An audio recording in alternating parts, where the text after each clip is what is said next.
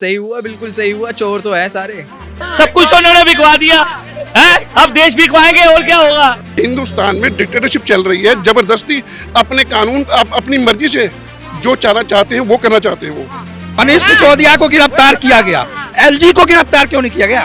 BJP का main agenda ये है कि विपक्षी को परेशान करना है। मनीष सिसोदिया गिरफ्तार क्या हुए, उसके बाद से उनके जेल जाते ही महीनों से जेल में बंद सतेंद्र जैन ने भी इस्तीफा दे दिया।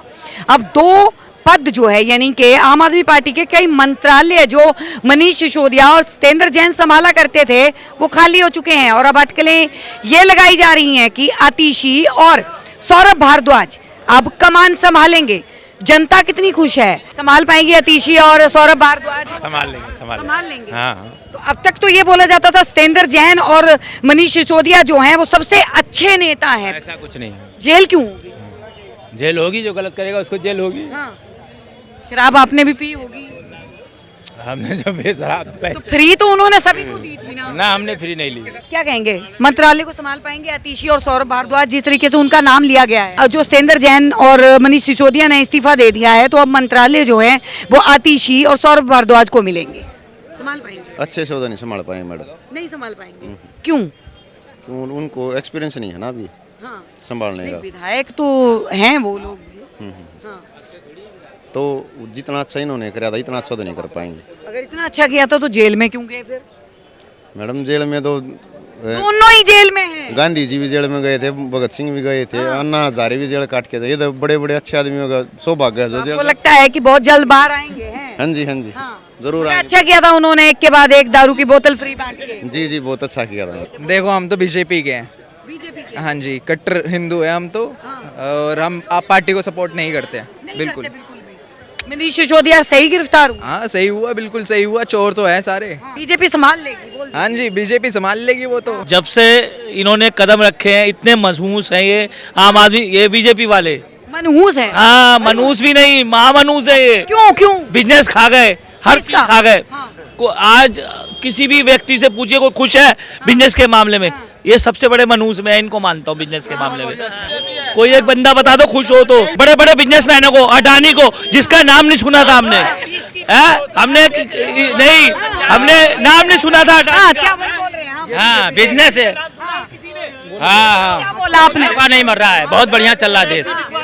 लाल किला बिकवा दिया, सब कुछ तो उन्होंने बिकवा दिया है, अब देश बिकवाएंगे और क्या होगा। पाकिस्तान वाले मोदी को मांग रहे हैं। अरे छोड़ो ना मोदी को। कह रहे हैं हमारे देश का प्रधानमंत्री भी होना चाहिए था मोदी जैसा। और तो सब कुछ बेचेगा वही, वैसे ही तो चाहिए सबको। अगर आज के डिजिटल वर्ल्ड में कोई चीज बिकती है तो उसका प्रूफ तो होता है कि नहीं होता है। कोई घर के मोदी जी के घर का पर्सनल एसेट तो है नहीं कि उन्होंने बेचा घर में और पैसा जेब में डाल लिया। It's a government property. और आजकल की विपक्ष हमारी इतनी कमजोर तो है नहीं कि मोदी जी कुछ भी बेचे और उनको पता ही नहीं चलेगा कि ये बिक गया मोदी जी ने। अगर आज मोदी जी कुछ भी काम करे तो विपक्ष ऐसे हो जाता है और वो ये कह रहे बिक गया और उनको पता ही नहीं। राहुल जी को कुछ पता ही नहीं। क्या बात कर रहे हैं? ये भी बोला जा रहा है कि बीजेपी को बद्दुआ लगी कि उन्होंने मनीष सिसोदिया को गिरफ्तार करवा दिया। मैडम, कुछ काम करा होगा तभी तो बद्दुआ मिलेगी। ऐसे तो अगर उन्होंने कुछ नहीं किया होता तो बद्दुआ क्यों मिलेगी? फर्स्ट चार्जशीट में नाम नहीं था ना, वो तो सप्लीमेंट्री में भी नाम नहीं था। अब क्यों गिरफ्तार किया गया उसको? अब किस बिहार पर अरेस्ट किया गया उसको मनीष सिसोदिया को? अगर यूं कहें कि आप कहते हो कि उसको कुछ ना कुछ होगा, अगर होता तो पहले चार्जशीट में नाम क्यों नहीं आया उसका? सप्लीमेंट्री में भी नाम आना चाहिए था। किसी भी उसमें उसका कोई नाम नहीं है, फिर भी उसको अरेस्ट किया गया।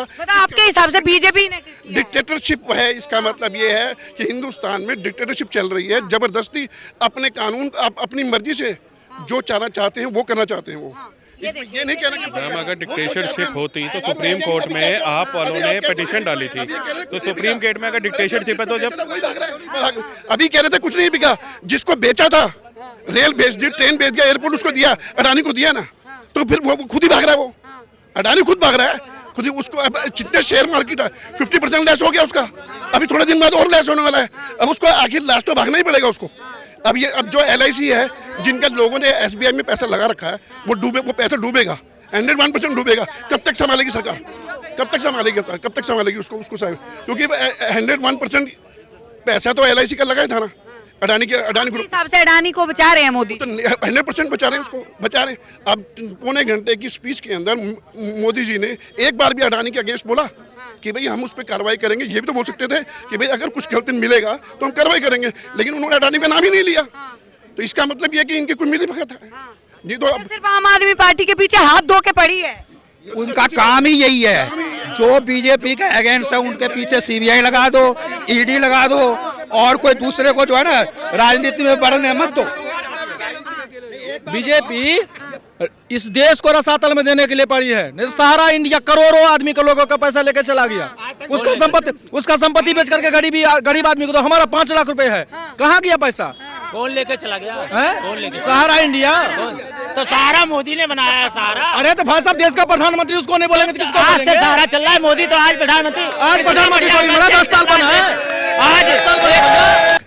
एक बार बताओ, ये जो दारू का जो मनीष सिसोदिया पे लगाया है फाइल, तो एलजी ने पास किया ना, बिना एलजी का तो यहाँ पत्ता भी नहीं हिलता। मनीष सिसोदिया को गिरफ्तार किया गया, एलजी को गिरफ्तार क्यों नहीं किया गया? फाइल उसने भी पास किया है ना। फिर वही बाद में कहता है नहीं जी ये करप्ट है, तो करप्ट है तो फिर एलजी ने पास कैसे कर दिया? मुद्दा ये है, जो सवाल मैंने किया था वो ये था कि अब मनीष सिसोदिया ने और सतेंद्र जैन काफी दिनों से थे, अब तक इस्तीफा नहीं दिया था, लेकिन जैसे मनीष सिसोदिया जेल में गए उन्होंने भी इस्तीफा दे दिया। अब आतिशी और सौरभ भारद्वाज जो हैं वो उनके कमान संभालेंगे, लगता है संभाल पाएंगे? देखो जी, संभाल पाएंगे या नहीं संभाल पाएंगे ये तो थोड़े दिन में रिजल्ट सामने आ जाएगा, जो पब्लिक के सामने आ जाएगा। लेकिन बीजेपी का मेन एजेंडा ये है कि विपक्षी को परेशान करना है। जो विपक्ष में बैठे हैं ना उनको तो परेशान करना, चाहे कोई भी पार्टी हो, चाहे शिवसेना जब तक इनके साथ चली तो बहुत अच्छा था, और जब वो निकल गया तो करप्ट हो गया। इनमें जो आ जाए वो गंगा जल से पवित्र हो गया। लेकिन शिवसेना से उद्धव ठाकरे ने ये बात बोली थी कि औरंगजेब जो है वो मेरा भाई है। आज शिवसेना का क्या हाल है? आज शिवसेना का क्या हाल? खत्म हो गया, अब शिंदे को मिल गई। अब मिल गया ना, बस तो सब ये पब्लिक बेवकूफ है क्या? कांग्रेस में होता है तब तक तो वो गंदा होता है, और जैसे बीजेपी में आ जाता है कि माला पहना देते, ये कहाँ का नियम है? अगर चोर है तो चोर है, मैं चोर हूँ तो चोर हूँ, चाहे आपके साथ हो चाहे उनके साथ हूँ। 15 साल से नीतीश जी के साथ बिहार में सरकार चला रहे थे, बहुत अच्छा था। अब वो सरकार से हट गए तो बेकार हो गए। वो कह रहे हैं कि ज्वाइन करवा लेते हैं बीजेपी वाले, उसके बाद वो अच्छा हो जाता है। ये भाई साहब कह रहे हैं कि वॉशिंग पाउडर निरमा से धुल जाते हैं, सारे पाप कट जाते हैं। जैसे गंगा नहाने से सारे पाप कट जाते हैं, वैसे बीजेपी में योगी और मोदी जो है ना, क्या बात है। देखिए जो इनमें आ जाए वो साफ हो जाए, बाकी सब करप्ट है। तो ये है करोल बाग की जनता की राय। क्या है आप लोगों की राय? नीचे कमेंट सेशन में जरूर बताएं। देखते रहिए सौगंध टीवी। कैमरामैन यादव के साथ आशा शर्मा, करोल बाग, दिल्ली।